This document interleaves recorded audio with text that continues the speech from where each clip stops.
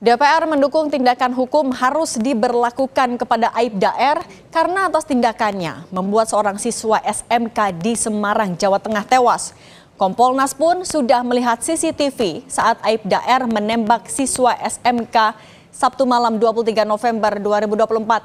Apa temuan dari Kompolnas setelah melihat CCTV? Kita bahas bersama Komisioner Kompolnas Hoirul Anam. Pak Anam, selamat petang. Apa kabar Mbak Cindy? Sehat selalu. Baik, Pak Anam, kalau dari temuan Kompolnas sendiri, kan sudah melihat CCTV. Kompolnas juga bilang CCTV ini jadi kunci dalam penyidikan. Apa temuan di Kompolnas, Pak? Ya, sebenarnya Kompolnas tidak hanya melihat CCTV yang di Alfamart ya.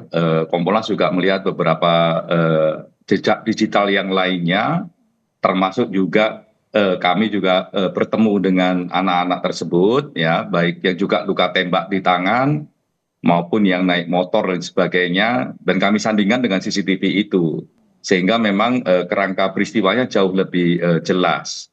Tapi lepas dari itu kami mengapresiasi komitmen dari Pak Kapolres ya, yang mengatakan dia mau bertanggung jawab dan sebagainya, dan Polda juga mau menegakkan hukum pidana, menegakkan etik, jadi tidak hanya berhenti di etik tapi juga pidananya gitu. Dan pidana ini kalau tadi saya juga dengar itu kena 338. Nah itu menurut saya langkah yang baik gitu.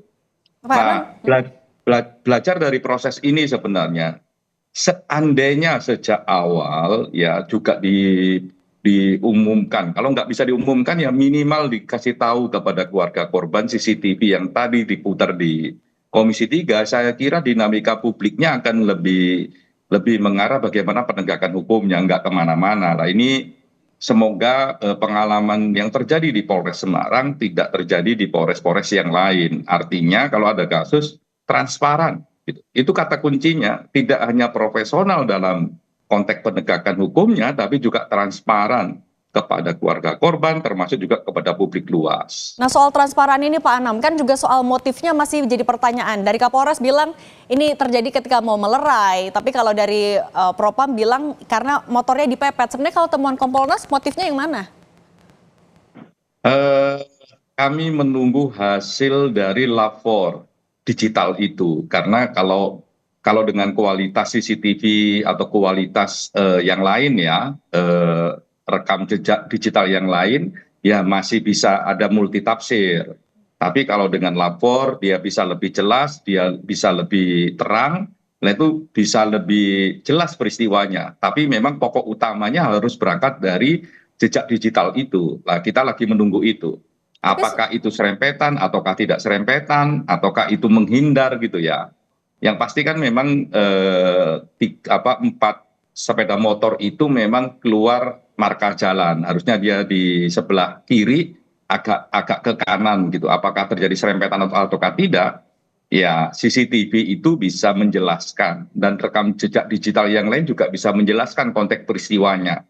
Nah kami sedang menunggu hasil lapor bagaimana konstruksi peristiwa yang berlangsung dengan satu hasil laboratorium forensik kejelasan dari CCTV tersebut. Tapi kalau dari Kompolnas sendiri sudah langsung minta keterangan dari Aibda R, alasannya apa?